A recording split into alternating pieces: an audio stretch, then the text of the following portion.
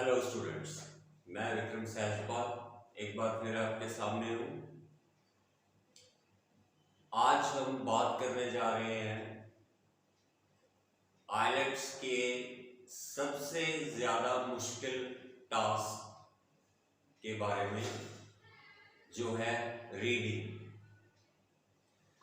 तो रीडिंग को लेकर बहुत ज़्यादा स्टूडेंट स्ट्रेस में रहते हैं कि रीडिंग में स्कोर नहीं आता। तो मैं आपको ये कहना चाहता हूँ कि I have experience in this field of arts approximately 18 years, and I can assure you, if you will follow my guidelines, then definitely you will be able to score even 9 bands. Yes, 9 bands. It's not an impossible task for you. You have to just follow the guidelines. तो उनके बारे में हम बात करनी शुरू करते हैं। सबसे इम्पोर्टेंट है जो पहली चीज, वो स्टार्टिंग में आपने जैसे ही रीडिंग आपके हाथ में आती है, आपने क्या करना है। अगर तो उसका हेडिंग पढ़ के आपको पता चल गया कि पैराग्राफ किस चीज के बारे में है, जैसे द पिरामिड्स ऑफ इजिप्ट, तो आपको पता चल गया कि इजिप्ट के पिरामिड्स के बारे में है, तो दैट्स इट, हमारा काम हो गया। हमें जनरल ओवरव्यू मिल गया कि हमें किस टॉपिक पर रीडिंग का पैराग्राफ मिला है। हम स्ट्रेटवे क्वेश्चन की तरफ बोलेंगे। अगर हमें टाइटल से नहीं पता चलता कि ये पैराग्राफ किस चीज के बारे में है, तो उसकी फर्स्ट लाइन जो है वो हमें बता देगी कि ये किस बारे में है। तो सबसे पहले और इम्पोर्टेंट चीज हमने करनी है कि पैराग्राफ की आप पहली लाइन बहुत ध्यान से पढ़ें। उसे पढ़ने पर आपको पता चल जाएगा कि पैराग्राफ किस चीज के बारे में है। जर्नल व्यू जो है वो आपका बहुत इम्पोर्टेंट है। क्यों? वो इसलिए कि सबसे पहले जो रीडिंग है वो मैं आपको बता दूं कि रीडिंग बेसिकली कॉन्सेप्ट क्या है। रीडिंग एक ऐसा कॉन्सेप्ट है कि आपकी आंखों पर पट्टी बांध के आपको एक गांव के बिल्कुल सेंटर में छोड़ दिया जाता है और आपको कहा जाता है कि आपको 5 या 10 मिनट का टाइम देकर कि आपको इस गांव का बस स्टैंड खोजना है। आप कभी उस गांव में गए नहीं, ना आपको कुछ पता है, आपने सिर्फ गाइडलाइंस फॉलो करनी है। अब हर एक स्टूडेंट के का मेथड जो है वो अलग होगा। पहली चीज तो ये है बेटा कि बिल्कुल भी स्ट्रेस नहीं लेना है। स्ट्रेस सबसे बड़ा दुश्मन है आपका रीडिंग में। स्ट्रेस को तो बिल्कुल दरकिनार कर देना है, उसे तो एक तरफ रख देना है। स्ट्रेस के बारे में बिल्कुल सोचना भी नहीं। आपने क्या करना है, अपनी तरफ से दी बेस्ट करने की कोशिश करनी है, बाकी आप छोड़ दीजिए, आप जिस पे बिलीव करते हैं। और दी बेस्ट कैसे करना है वो मैं आपको बता रहा हूं कि फर्स्ट लाइन पैराग्राफ की पढ़िए, पैराग्राफ की फर्स्ट लाइन से नहीं पता चलता, सेकंड लाइन पढ़िए। आप, मेरा मतलब ये है कि आपको पता होना चाहिए कि ये पैराग्राफ किस चीज के बारे में है। जैसे ही आपको पता चलता है, आपने स्ट्रेट वे क्वेश्चन पर जंप कर देना है।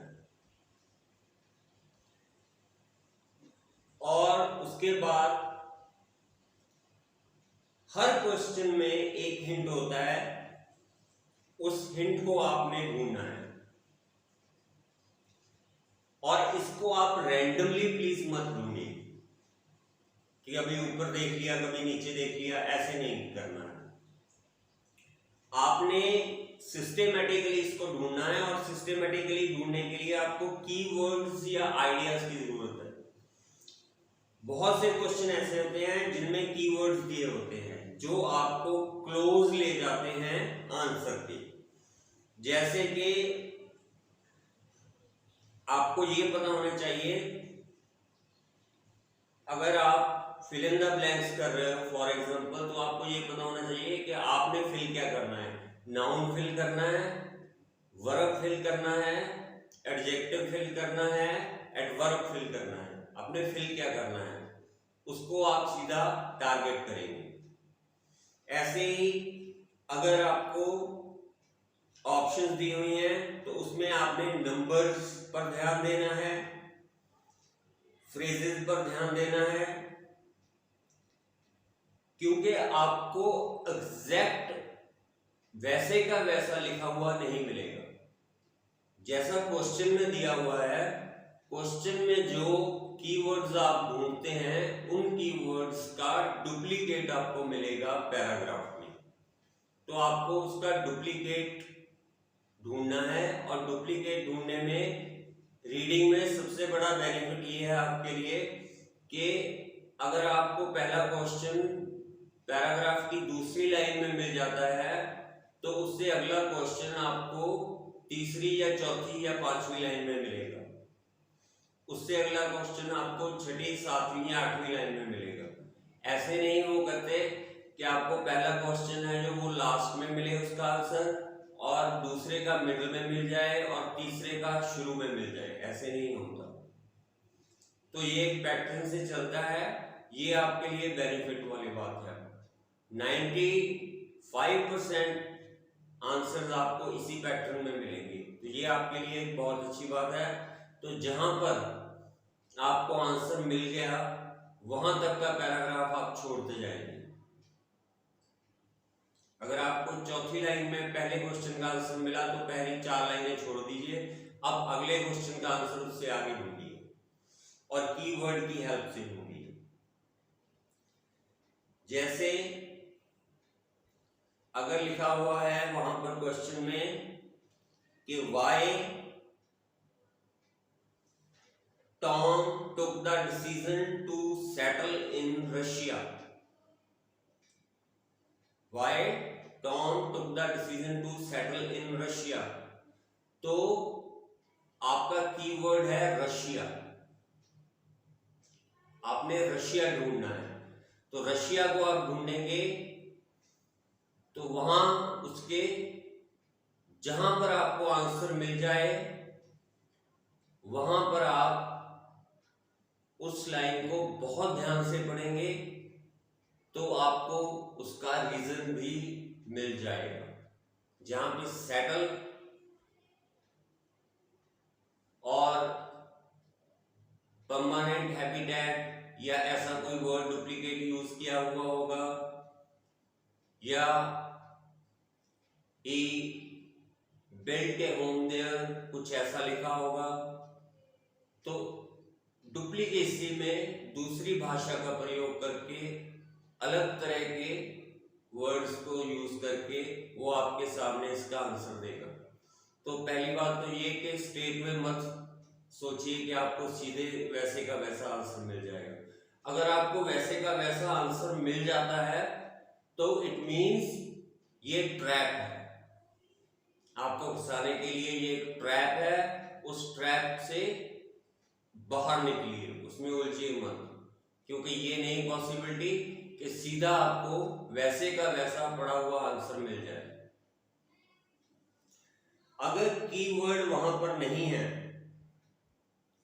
फॉर एग्जांपल आपको कीवर्ड नहीं मिल रहे हैं क्वेश्चन में, तो आपने क्या करना है, आपने पूरे के पूरे सेंटेंस का जर्नल आइडिया उठाना है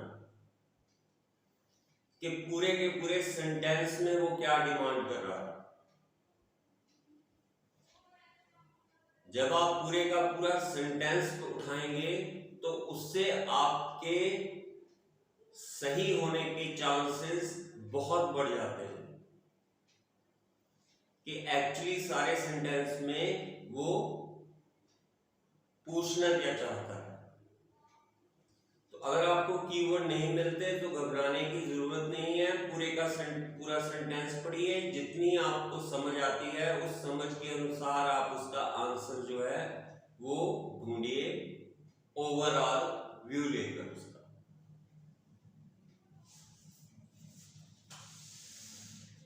जैसे कि आपको अगर क्वेश्चन में कीवर्ड मिल गया पनिशमेंट, तो वो क्या करेगा, वो पनिशमेंट को पिनलाइजिंग में कन्वर्ट कर देगा। पैराग्राफ में होगा पिनलाइजिंग और क्वेश्चन में होगा पनिशमेंट। तो इस चीज का आपने ख्याल रखना है कि वो सिनोनिम यूज कर सकता है, मोस्टली करता है। तो यहां पर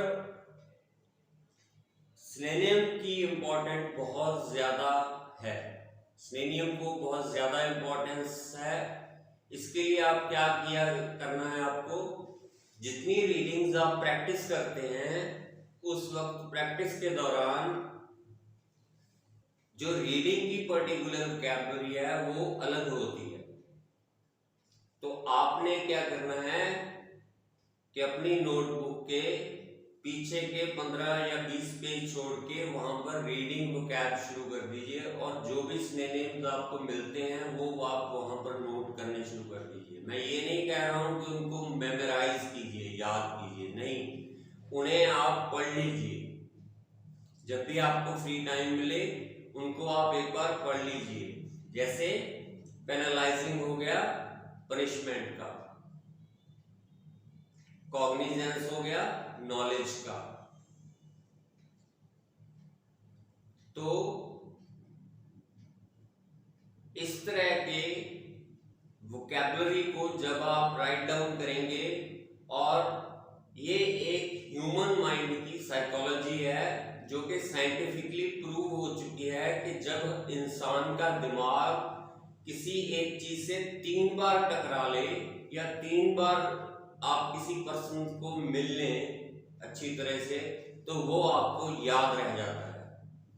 तो इसी मेथड के आधार पर आपको जब टाइम लगे आप उनकी रीडिंग ले लीजिए।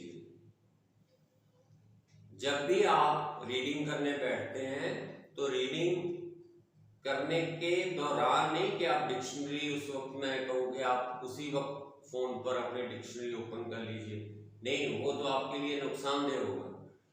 आप बिना हेल्प के कीजिए, लेकिन सॉल्व करने के बाद जो वर्ड्स आपको नए मिले, आपको लगा कि ये मेरे को नहीं पता था कि ये इसका सिनोनिम है, तो वो आप नोट कर लीजिए। उससे नोट करने से आपकी रीडिंग की वोकैबुलरी जो है वो इम्प्रूव होना स्टार्ट हो जाएगी और आप देखेंगे कि थोड़े ही टाइम में आप काफी इम्प्रूव कर जाएंगे।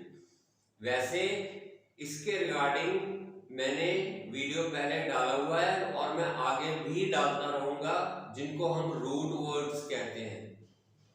अगर आप मेरे सारे वीडियोस देखते हैं ध्यान से तो उसमें आपको पता होगा कि मैंने रूट वर्ड्स का एक वीडियो डाले हैं 2।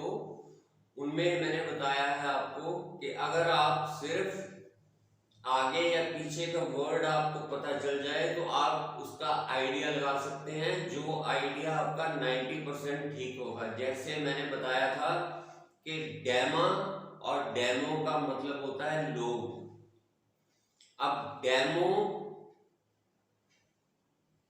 क्रेसी, तो डेमोक्रेसी, क्रेसी का मतलब शासन, तो डेमो आपको ये पता चल जाएगा कि डेमो आ गया तो डेमो का मतलब हो गया लोग। क्रेसी अंदाजा लगा सकते हैं शासन। डेमोक्रेसी जो है ये तो आपको पता है, कॉमन वर्ड है, ये तो मैं एग्जांपल के लिए आपको बता रहा हूं। ऐसे ही रूट वर्ड है सर और सर्व, SCR सर और SERV सर्व, तो उसका मतलब है स्लेव, गुलामी करना, तो उससे बना हुआ है सर्वेंट, सर्विस, ऐसे वर्ड होते हैं। तो उससे क्या होता है कि आपको अगर रूट वर्ड्स आते हैं, रूट वर्ड्स की आपको थोड़ी बहुत नॉलेज है, तो आप उससे क्या कर सकते हैं, सेंटेंस में उस पर्टिकुलर वर्ड का आइडिया लगा सकते हैं कि इसका मीनिंग ये हो सकता है। तो रूट वर्ड्स बहुत इंपॉर्टेंट है, तो उससे रिलेटेड जो मेरी वीडियोस है वो प्लीज चेक कर ले। मैं आगे भी आपको रूट वर्ड्स जो इंपॉर्टेंट है वो मैं डालता रहूंगा वीडियो, ताकि आपकी नॉलेज बढ़ती रहे। हाँ जी, और इसके साथ हम आगे चलते हैं।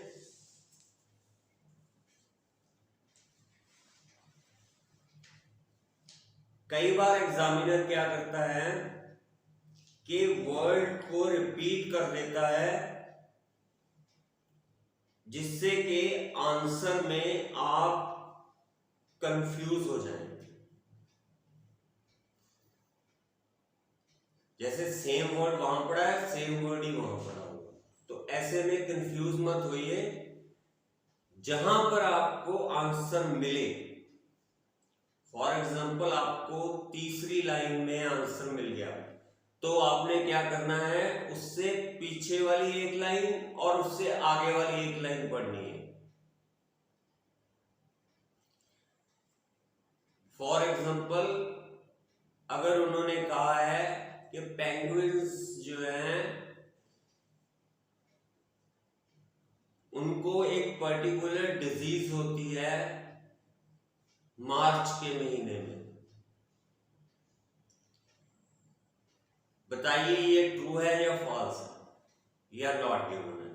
तो आपको मिल जाता है वहां पर कि पेंगुइन्स को एक डिजीज होती है मार्च के महीने में। आप कहते हो ठीक है ये ट्रू हो गया, लेकिन उससे अगली लाइन में वो कह देता है कि साइंटिस्ट ने इस बात को नकार दिया, दे डिनाई दिस स्टेटमेंट।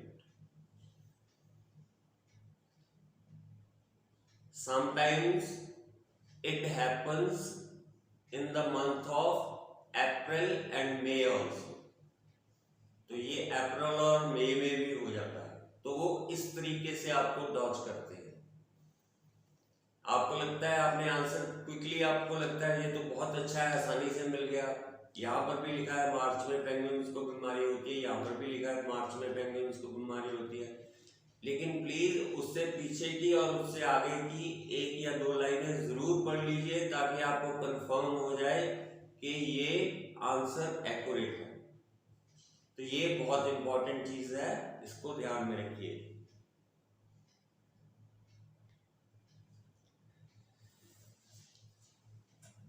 अगर आपको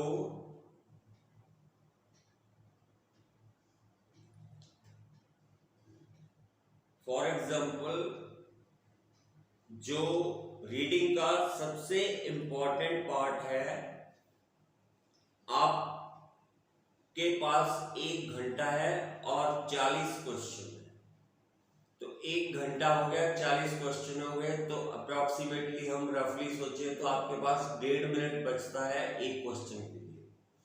आपको क्वेश्चन का आंसर नहीं मिल रहा, आपने ट्राई किया, आपको नहीं मिल रहा, तो उसी क्वेश्चन को लेकर उससे उलझे मत रहिए, उसे छोड़ दीजिए। इसे कहते हैं स्किप करना। ये बहुत ज्यादा इफेक्टिव फॉर्मूला है। क्विकली ढूंढिए।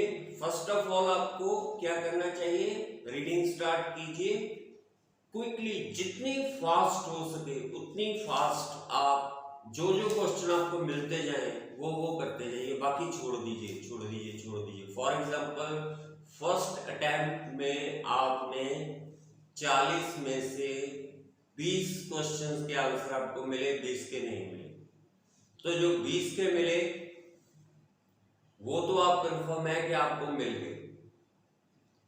फिर आप वापस जाइए बाकी के 20 ढूंढने के लिए, क्योंकि आपने क्विकली किया है तो आपके पास टाइम नहीं बचेगा। तो टाइम आपके पास होगा, नेक्स्ट अटेम्प्ट में दोबारा ट्राई कीजिए। फॉर एग्जांपल आपको नेक्स्ट अटेम्प्ट में 10 क्वेश्चन के आंसर और मिल गए, तो अभी आप 30 में पहुंच गए, आपने फास्ट किया है तो नेचुरली है टाइम आपके पास बचा होगा। फॉर एग्जांपल मान लीजिए थोड़ा टाइम बचा, लेकिन फिर भी आपने 40 में से 30 क्वेश्चन के आंसर्स हैं जो वो आप ढूंढ लिए, तो आप नियर अबाउट पहुंच गए अच्छे बैंड स्कोर के। अब आपके पास सबसे बड़ा बेनिफिट क्या है कि आप 2 बार रीडिंग के गो थ्रू हो चुके हैं, 2 बार आप उसमें से निकल चुके हैं, वो नई नहीं रही अब आपके लिए। तो अब आपको पता है कि उन 30 क्वेश्चंस में आपको कौन सा क्वेश्चन कहाँ मिला था और जो बच गया वो आपको कहाँ मिलना चाहिए। तो आप बिल्कुल वहां ढूंढेंगे, वहां पर आंसर आपको मिलता है या नहीं मिलता। उस प्रॉब्लम के दौरान अगर आप 10 में से 5 फिर ढूंढ पाते हैं और 5 रह जाते हैं तो आपने 35 सॉल्व कर लिए, 5 रह गए, उनका अगर आपने गैस भी लगाया तो उसमें से चांसेस है कि 50% गैस ठीक हो सकता है, 50% गलत हो सकता है, लेकिन आपने 35 क्वेश्चन तो सही कर लिए। अगर आपने तीसरे क्वेश्चन पे स्टक हो गए और उसने आपके 3 से 4 मिनट या 5 मिनट खराब कर दिए, तो उससे क्या होगा कि जो क्लॉक है वो हथौड़े की तरह चलता है, जैसे आपके सर पे कोई हथौड़ा मार रहा हो। Time is the worst enemy as far as reading is concern. Time सबसे बड़ा दुश्मन है आपका। तो टाइम को लेकर कभी भी कॉम्प्रोमाइज मत कीजिए। जब प्रैक्टिस करते हैं तो अपना टारगेट रखिए 45 मिनट में रीडिंग कंप्लीट करना। 45 मिनट है, आप सोचिए मेरे पास है ही 45 मिनट। अगर आप 45 मिनट में प्रैक्टिस के दौरान रीडिंग खत्म कर सकते हैं तो एग्जाम में आप 1 घंटे में रीडिंग खत्म करेंगे, ये मेरी आपको श्योरिटी। अगर आप वैसे 1 घंटे में प्रैक्टिस में 1 घंटा लगाते हैं तो वहां पर आपको टाइम की शॉर्टेज पड़ेगी ही पड़ेगी, क्योंकि एग्जाम का स्ट्रेस ही इतना होता है, ऊपर से कई बार टफ रीडिंग आ जाती है तो वो और प्रॉब्लम खड़ी हो जाती है। नेक्स्ट पॉइंट क्या है, हमेशा ये पैटर्न मत फॉलो कीजिए कि पहले वाला पैराग्राफ करना है, फिर दूसरा, फिर तीसरा। नहीं, ऐसे मत कीजिए। जितना ज्यादा आप एक्सपेरिमेंट करेंगे उतना ज्यादा आप कामयाब रहेंगे। आज आपने फर्स्ट पैराग्राफ पहले किया तो अगले दिन आप थर्ड पैराग्राफ पहले कीजिए, क्योंकि रीडिंग में क्या होता है, आपका माइंड जब आप शुरू करते हैं तब फ्रेश होता है। स्टार्टिंग का पैराग्राफ इजी होता है, आपको इजीली क्वेश्चन मिल जाते हैं। जैसे जैसे आप मूव ऑन करते हैं डिफिकल्टी लेवल बढ़ता जाता है, आपका माइंड जो है वो थकना शुरू हो जाता है, वो टायर्ड फील करता है, स्ट्रेस्ड फील करता है। तो क्वेश्चंस हैं जो वो रीडिंग में मुश्किल लगने लगते हैं और इसीलिए रीडिंग में ज्यादा स्कोर नहीं आता स्टूडेंट्स का। तो पहले डिफिकल्ट से स्टार्ट कीजिए जब आपके पास फ्रेश माइंड है। ट्राई कीजिए कि कौन सा पैटर्न आपको सूट करता है। हर स्टूडेंट को डिफरेंट पैटर्न सूट करेगा। पहले लास्ट पैराग्राफ उठा के देखिए, फिर सेकंड, फिर फर्स्ट। ये 2 दिन ये कीजिए, 2 दिन 1 2 3 कीजिए, 2 दिन 3 2 1 कीजिए और 2 दिन 2 3 1 कीजिए या 2 1 3 कीजिए। ऐसे करके देखिए कि किस पैटर्न में आप मैक्सिमम स्कोर कर पा रहे हैं।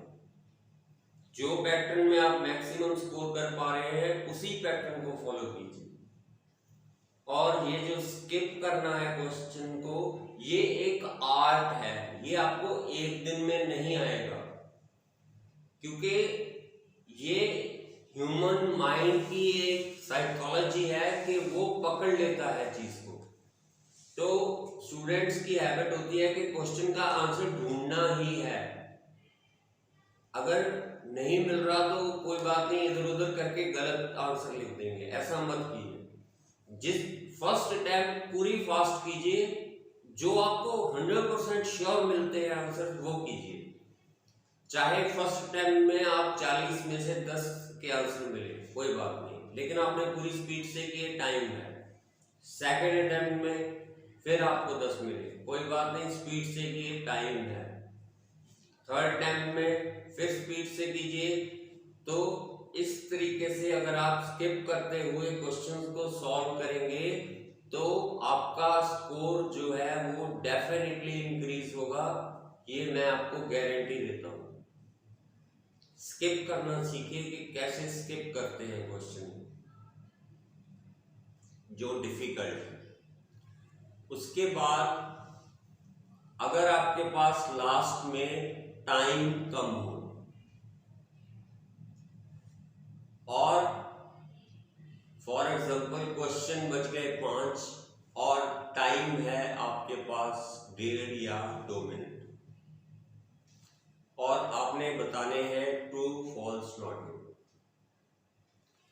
तो जैसे मैंने आपको बताया आप रीडिंग के गो थ्रू हो चुके हैं, रीडिंग आपके लिए नई नहीं होगी, आप आइडिया लगा रहे हैं कि आंसर जो है वो ये हो सकता है।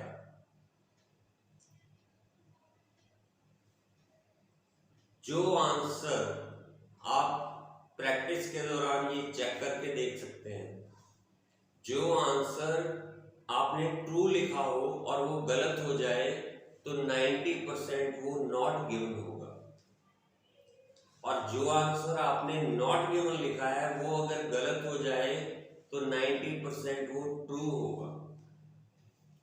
नो और नॉट गिवन में और नो और ट्रू में बहुत कम बार टकराव होता है, बहुत कम चांसेस होते हैं कि ये गलत हो जाए। गलती कहां पे होती है? ट्रू और नॉट गिवन में। तो ट्रू और नॉट गिवन में अगर आपको डाउट आता है तो स्टेटमेंट को जिस लिहाज से आपको लग रहा है ट्रू है तो ट्रू लिखिए, नॉट गिवन है तो नॉट गिवन लिखिए, क्योंकि इन दोनों में टकराव होता है। लास्ट में जो आपको आंसर नहीं मिल रहे हैं, आप ढूंढ रहे हैं, 2 मिनट बच गए, 5 क्वेश्चन रह गए, तो उस केस में बेटर है कि आप ये करने की बजाय कि एक को आप ट्रू कर दें, दूसरे को फॉल्स कर दें, तीसरे को नॉट गिवन, ऐसे मत कीजिए। उस वक्त आपके लिए बेस्ट ये होगा कि आप 5 के 5 जो है उनको नॉट गिवन कर दीजिए या 5 के 5 को ट्रू कर दीजिए, फॉल्स नहीं। क्योंकि अगर फॉल्स होते तो 100% जो है चांसेस है कि वो आपको मिल जाते। तो या तो सारे ट्रू कर दीजिए या सारे नॉट गिवन कर दीजिए, उससे ये होगा कि आपके जो है वो ये तो श्योरिटी है कि आपको कम से कम 5 में से 2 तो डेफिनेटली मिल जाएंगे मार्क्स, हो सकता है ज्यादा भी मिल जाए। तो इस चीज को दिमाग में रखिए, इसे भूलिएगा मत।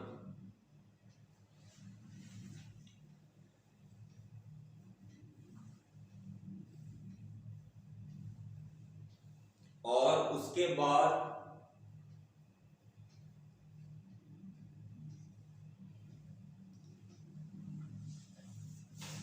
हमने क्या करना है,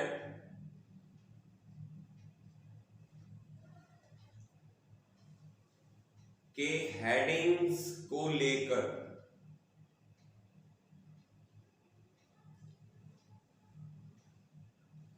आपने क्लियर थिंकिंग रखनी है। जैसे कि फर्स्ट पैराग्राफ है जो वो है टीचर के बारे में, सेकंड पैराग्राफ है टीचिंग के बारे में। अगर क्वेश्चन में टीचिंग के बारे में पूछा गया है तो सीधा टीचिंग वाले पैराग्राफ को सिलेक्ट करना है आपने, टीचर वाले को नहीं करना।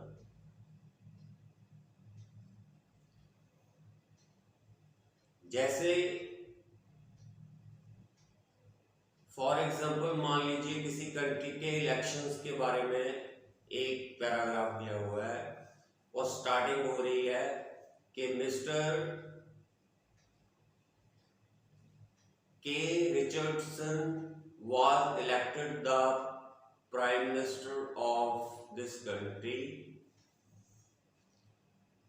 Congress party got 30% votes, Labour Party got 20% votes, and Communal Party got 25% votes.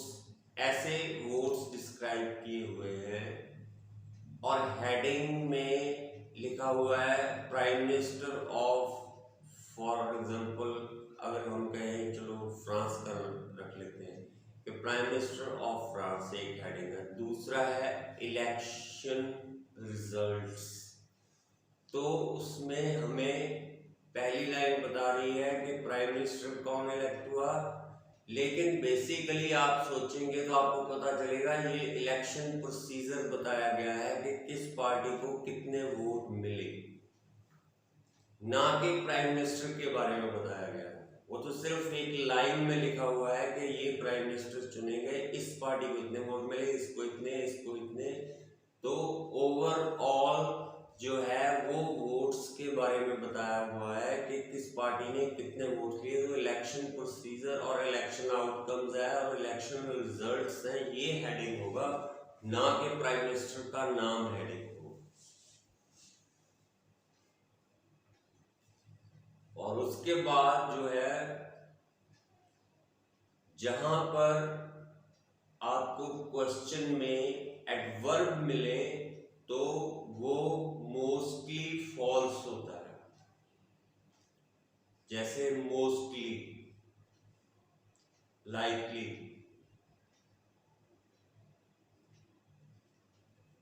Specially, eventually. अगर आपको ऐसे वर्ड मिले और यस, नो और नॉट गिवन या ट्रू, फॉल्स और नॉट गिवन हो, तो अगर एडवर्ब्स उसमें लगे हुए हैं तो वो 90% चांसेस है कि वो वाला सेंटेंस फॉल्स होगा। तभी एडवर्ब लगाए जाते हैं ताकि उसको फॉल्स प्रूव किया जा सके।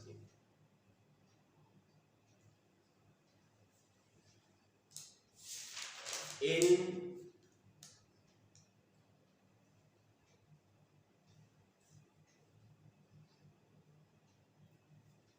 बातों के बाद जो सबसे इंपॉर्टेंट चीज है, अगर आप सही मायने में स्कोर करना चाहते हैं तो प्रैक्टिस सेशन में 45 मिनट्स में रीडिंग सॉल्व कीजिए ताकि आपके पास लास्ट में 5 मिनट स्पेयर बच जाए। अगर आप 15 मिनट का टारगेट लेके चलेंगे तो जाकर आप 5 मिनट स्पेयर कर पाएंगे लास्ट में। उन लास्ट 5 मिनट में आप ये क्रॉस चेक करना एक बहुत बड़ी बात है रीडिंग में कि मैंने जो किया है वो ठीक है। इसमें कई बार क्या होता है कि sometimes number confuse you at that time, read closely. जब आप क्लोजली टाइम को रीड करते हैं तो इन दैट केस वो आपको कंफ्यूज कर देता है। कैसे करता है वो मैं आपको बताता हूं। जैसे फॉर एग्जांपल कोई साइंटिफिक चीज है, उसका नाम है KVM। तो KVM experiment took place in 1690 में ये KVM का एक्सपेरिमेंट हुआ। अब आपको बताना है कि ये ट्रू है या फॉल्स है या नॉट गिवन। तो वो क्या करेगा, आप 1690 ढूंढोगे पैराग्राफ में। अब 1690 वहां पर आपको 1690 आपको मिल नहीं रहा कहीं भी, तो अगर वहां पर कोई भी फिगर आपको मिलती है जो 16 के बाद चाहे कुछ भी है, 50 है, 70 है, 80 है, आप उसको पढ़िए। अगर 1690 नहीं मिल रहा कोई बात नहीं, जो फिगर है उसे पढ़िए। वो कैसे क्या करेगा उसमें, वो ऐसे करेगा, experiment had done 20 years after 1670। experiment had done 20 years after 1670। अब 1670 के 20 साल बाद क्या हो गया, 1690। तो इस तरीके से वो आपको कंफ्यूज करके एग्जैक्ट फिगर नहीं देगा, बल्कि उसमें ऐड करके कुछ और लिख देगा। आप वो पर्टिकुलर नंबर ढूंढेंगे वो आपको मिलेगा नहीं, तो आप उसको जब उसकी स्किमिंग करेंगे तो प्रॉब्लम में आ जाएंगे। तो इसलिए कोई भी नंबर मिलता है आपको ऐसे केस में तो उसे पढ़िए जरूर। आपको पढ़ने से पता चल जाएगा कि वो इसमें इस तरीके से फेरबदल कर रहा है। छोटी इंफॉर्मेशन जो भी हो, टाइनी इंफॉर्मेशन जो भी हो, उसको इग्नोर कभी मत कीजिए, क्योंकि छोटी इंफॉर्मेशन जो है वो हमेशा यूजफुल होती है। जो हल्की सी थोड़ी सी इंफॉर्मेशन आपको कहीं मिल जाए रीडिंग में, वो बहुत इंपॉर्टेंट होती है, उसको कभी भी इग्नोर मत कीजिए। और उसमें से जो चीजें यूजलेस हैं उनको अलग करना सीखिए। जैसे पहले क्वेश्चन का आंसर तीसरी लाइन में मिला, उसके बाद पांचवी लाइन में मिला, तो उसके बाद 10th लाइन में मिला, तो जो बीच का पार्ट है उसे दोबारा अगले क्वेश्चंस के लिए पढ़ने की जरूरत नहीं है, उसको साइड में कीजिए। वो सिर्फ आपका वेस्टेज ऑफ टाइम है, ताकि आपका टाइम जो है वो कंज्यूम किया जा सके। एग्जामिनर एग्जाम सेट ही इस तरीके से करता है कि स्टूडेंट जो है वो अपना टाइम ज्यादा यूजलेस चीजों पे वेस्ट करे, टू द पॉइंट ना पहुंचे। तो बहुत बार जितनी जरूरत होती है उससे बहुत बड़ा पैराग्राफ दिया होता है, तो उसमें से जो यूजलेस है उसे साइड में करना सीखिए। और ये तभी होगा जब आप कीवर्ड्स पकड़ना सीख लेंगे, स्किप करना सीख लेंगे, ओवरऑल सेंटेंस को जज करेंगे। अगर कीवर्ड्स नहीं मिलते हैं तो ट्रू फॉल्स नॉट गिवन में ट्रू और नॉट गिवन को चेक करेंगे कि इन दोनों में कंट्रास्ट है। फॉल्स तो पता चल जाएगा, क्योंकि हेड या टेल ढूंढना आसान है, गलत है या सही है वो इंफॉर्मेशन ढूंढना आसान है। ट्रू और नॉट गिवन में प्रॉब्लम आती है, तो इस चीज को आप बहुत ध्यान से देखिए। अगर आपको लग रहा है स्टेटमेंट ट्रू है तो उसकी नॉट गिवन साइड जरूर चेक कीजिए। अगर नॉट गिवन लग रही है तो ट्रू साइड जरूर चेक कीजिए। आगे की जहां पर आपको ये इसका आंसर मिलता है उससे आगे की और पीछे की दो लाइनें डेफिनेटली पढ़िए।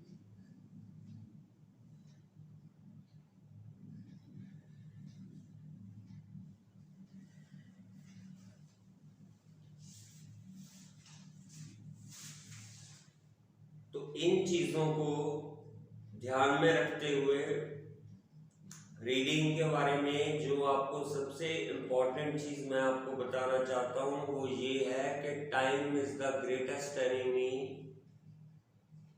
As far as reading is concern. समय सबसे बड़ा दुश्मन है।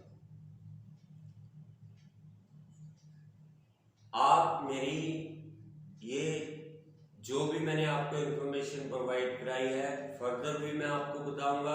आज मैं सारी एकदम शेयर नहीं करना चाहता, क्यों? क्योंकि आप कंफ्यूज ना हो जाए कहीं।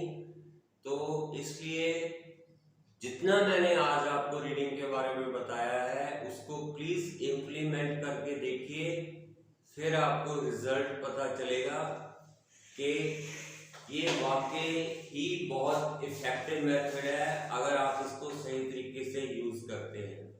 मैंने एक वीडियो हेडिंग्स को लेके डाला हुआ है, जिन स्टूडेंट्स ने नहीं देखा वो हेडिंग्स का वीडियो जरूर देख ले।